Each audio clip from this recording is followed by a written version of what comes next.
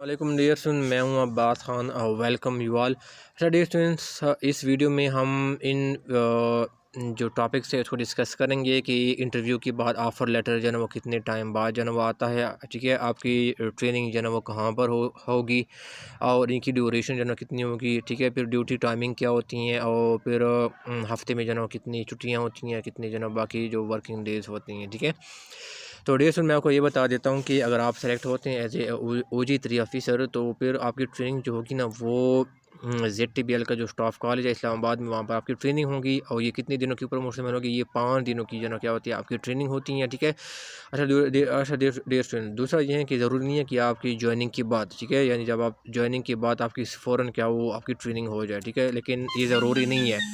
बल्कि dear student क्या है कि आपकी जो है मुझे रिकमेंडेड स्टूडेंट 2022 के बैच के जो ना वो मुझे बता रहे थे कि उनकी जो ना वो ऑफ़र लेटर के बाद जो उनकी ज्वाइनिंग के बाद क्या होता है, उनको 2 महीने बाद क्या होती उनकी ट्रेनिंग क्या होती वो हो गई थी। ठीक है, उनकी ज्वाइनिंग के बाद उनकी 2 महीने बाद क्या होती उनकी ट्रेनिंग क्या होती, उनकी कंडक्ट क्या होती वो करवाई गई थी। ठीक है डियर स्टूडेंट, तो आपने क्या करना है, ये चीज़ को जो ना वो माइंड में रखना है।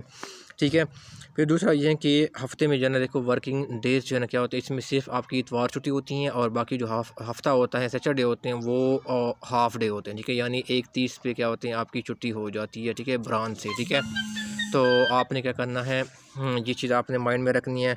और फिर दूसरी क्या है डियर स्टूडेंट्स, ड्यूटी टाइमिंग अगर आप AMO सेलेक्ट होते हैं ना, तो अगर आप एज ए फ़ीमेल यानी अगर आप में ब्रांच में अगर आप काम करते हैं तो ऑफिशियल जो टाइमिंग है वो 9 से 5 है। लेकिन कभी कभी अगर बर्डन ज़्यादा होता है, काम ज़्यादा होता है, तो फिर आप जो 6-7 तक भी आपकी जो है ना वो काम जो है ना वो तब आपको जो है ना बैठना पड़ सकता है। ठीक है, 6-7 बजे तक भी आपको बैठना पड़ सकता है। ठीक है डियर स्टूडेंट्स, तो ये है। और फिर MCO के लिए वो तो क्योंकि फील्ड में अगर होते हैं तो फिर वो वहाँ से ही जो है ना वो क्या होते हैं वो चले जाती हैं। ठीक है, तो वो 5 से पहले भी जो है ना वो चले जाना हो जाते हैं, उनके लिए कोई ऐसा कुछ रूल्स नहीं है। ठीक है डियर स्टूडेंट्स।